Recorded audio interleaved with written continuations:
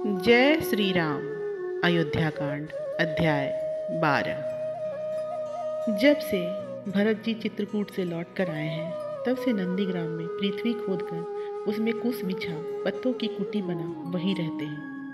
वहाँ मृग चर्म धारण किए फलाहार करते सिर पर जटाएं धारण कर अवधि में चित्त लगाए हुए हैं। प्रभु के चरणों में उनके प्रेम नियम और व्रत को देखकर तो मुनियों ने भी लज्जावश अपना मस्तक नीचा कर लिया है।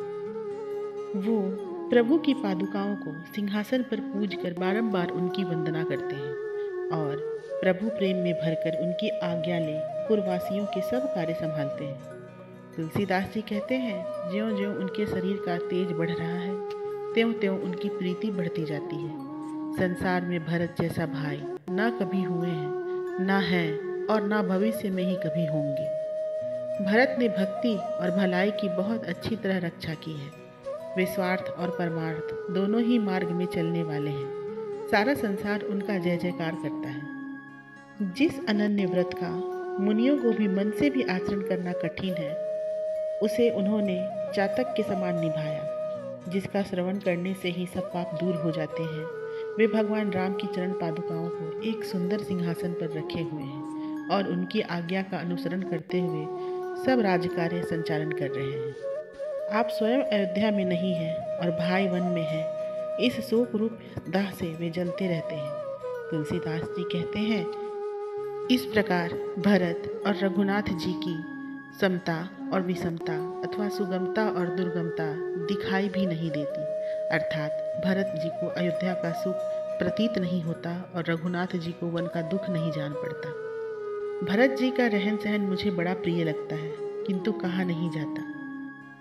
उनका वह सजल नेत्र और शिथिल वाणी से प्रभु का गुणगान करना, भोजन वस्त्र गृह और शयन संबंधी कठोर धर्मों को ग्रहण करना, दिनों दिन निरूपाधि प्रतिज्ञा प्रेम और नियम को निभाना, सीता राम और लक्ष्मण जी के वियोग की व्यथा सहन करना तथा लोक परलोक दोनों का त्याग कर केवल भगवान राम के चरणों की इच्छा करना, ये सभी अकथनीय है। राम की भक्ति तो श्री महादेव जी, हनुमान जी, लक्ष्मण जी एवं भरत जी ने भी जाना है। यह कहने में सुगम है किंतु करने में बड़ी ही अगम है और सुनने में भी बड़ी मीठी जान पड़ती है। इसे चाहते तो सब है परंतु प्राप्त कोई विरले ही करते हैं। फिर भी यह युग युग जगमगाती रहती है। यह राम प्रेम के मार्ग में कभी विलग नहीं होती और ना कभी डगमगाती है। तुलसीदास जी कहते हैं, जिसके बिना रिद्धि सिद्धि और 4 प्रकार की सुगतियाँ गति रूप होकर भी अगति है, उसी भक्ति के सम्मुख हुए बिना विषय रूप ठगनी ठगती ही रहती है। कौशल्या जी कहती हैं, कैकेयी ने भला क्या चतुराई की, व्यर्थ राम लक्ष्मण और सीता को वन में भेजा और पति को भी देवलोक पहुंचा दिया। इससे भरत का भी क्या भला हुआ। तरुण अवस्था में ही उनके शरीर में दवाग्नि लग गई। इसके सिवा पूर्ववासियों के नेत्र भी मुझे कभी अश्रुहीन दिखाई नहीं देते। इस प्रकार कौशल्या जी दिन रात चुपचाप बैठी मन ही मन खिन्न होती रहती है और सोचती है कि यदि हमारे प्राण राम के साथ नहीं गए तो रोना तो हमें उचित है नहीं। कौशल्या जी सोचती हैं, मेरे हाथ तो हाथ मलना ही लगा है। भला मेरे बिना यहाँ क्या बह जाता था जो मैं चित्रकूट भी राम के साथ नहीं गई। पति सुलोक सिधार गए, राम लक्ष्मण और सीता वन में जा बसे और भरत ने भी मुनि व्रत धारण कर लिया, किंतु मैं शमशान की अग्नि समान घर में ही रह गई। मैंने तो मानो मृत्यु रूप मृतक को ही जला डाला है। अतः अब मुझे मौत भी नहीं आ सकती। विधाता को मेरा ही हृदय कठोर बनाने के लिए कहीं वज्र मिल गया था, अर्थात मेरा हृदय बनाते समय ब्रह्मा की दृष्टि में वज्र था। वह उससे भी कोई कठोर वस्तु बनाना चाहता था, फलस्वरूप उसने मेरा हृदय बनाया। तात्पर्य यह है कि मेरा हृदय वज्र से भी कठोर है। हाय, मैं पुत्र को वन में पहुंचाकर लौट आई। ऐसी अवस्था में कोई बात कैसे कही जा सकती है। सखी, मैं तो अपनी सी बात समझती हूँ। अरे, मेरे लिए तो राम लक्ष्मण और सीता का सुख स्वप्न के समान हो गया, जिनकी विरह व्यथा को बांटने के लिए आज पशु पक्षी आदि सभी जीव दुखी हो रहे हैं। अरे सजनी, उनके विषय में तो मुझे क्या समझाती है। मैं तो उनकी माता हूँ। भरत की दशा सुनकर, महाराज की गति स्मरण कर और पूर्ववासियों की दीन देखकर तो मैं राम कहने में भी सकुचाती हूँ, क्योंकि इससे संसार में मेरी हंसी होगी कि देखो, इन दूर के संबंधियों की दुर्दशा है और स्वयं माता होकर यह जीवन धारण कर रही है। अरे सखी, मैं इन घोड़ों को कैसे समझाऊं। देख, जैसे माता के लिए पुत्र व्याकुल रहता है, उसी प्रकार इनके हृदय में बारंबार अपने स्वामी राम की प्रीति उमड़ आती है। यदि कोई द्वार पर बोलता है तो ये बारंबार उसी ओर देखकर हिन आने लगते हैं। क्यों?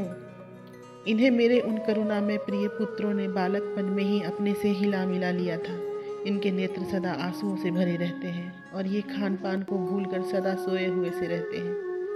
ये राम का नाम सुनते ही चौंक पड़ते हैं और हृदय में उनका स्मरण आते ही शोकग्रस्त हो जाते हैं। ये राम लक्ष्मण के घोड़े राजहंसों के जोड़े के समान है। हाय, इन्हें प्रभु के वियोग रूप विधि के इस प्रकार हठपूर्वक व्यथित होते देखकर भी मैं जी रही हूँ। हे राघव, तुम एक बार तो अवश्य लौट आओ। यहाँ अपने इन श्रेष्ठ घोड़ों को देखकर फिर वन में चले जाना, जिन्हें तुमने दूध पिलाकर अपने ही कर कमलों से पुष्ट बनाकर बारंबार चुचकारा था। ऐसे मेरे लाडले राम, वे अब एकाकी भूल जाने से कैसे जीवित रह सकेंगे। तुम्हारे अत्यंत प्रिय जानकर यद्यपि भरत जी इनकी सौगुनी संभाल रखते हैं, तो भी पाले के मारे हुए कमल के समान ये दिन दिन दुर्बल होते जा रहे हैं। अरे पथिकों सुनो, यदि तुम्हें वन में राम मिल जाए तो तुम उनसे माता का यही संदेश कहना कि मुझे सबसे बढ़कर इन घोड़ों की ही चिंता है। किसी ने ऐसी खबर पाई है कि राम, लक्ष्मण और सीता चित्रकूट से कहीं अन्यत्र चले गए। ऐसा सुना जाता है कि वे कहते थे कि वहाँ के पर्वत, नदी, झरने, वन और मुनियों के निवास स्थान, ये सब हम देख आए हैं।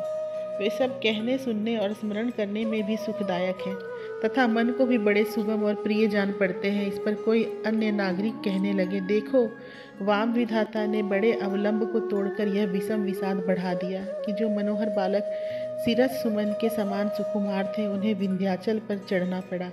वे अप्रिय वचन सुनकर अयोध्या के सब नर नारी अत्यंत विकल हो गए। तुलसीदास जी कहते हैं, उस समय वे राम की विरह व्यथा के कारण समझने से भी नहीं समझते थे। अरे सखी, मैंने एक मंगलमय शुभ समाचार सुना है। आज भरत जी के पास निषाद राज की एक शुभ पत्रिका आई है।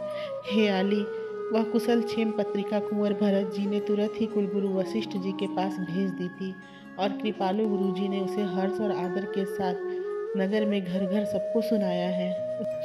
उसमें लिखा है कि दोनों भाई विराट का वध कर देवता और साधु पुरुषों को आनंदित कर ऋषियों से उपदेश और आशीर्वाद पा अगस्त्य जी के शिष्य सुतीक्ष्ण जी के साथ सीता जी के सहित आनंदपूर्वक आगे चले गए हैं।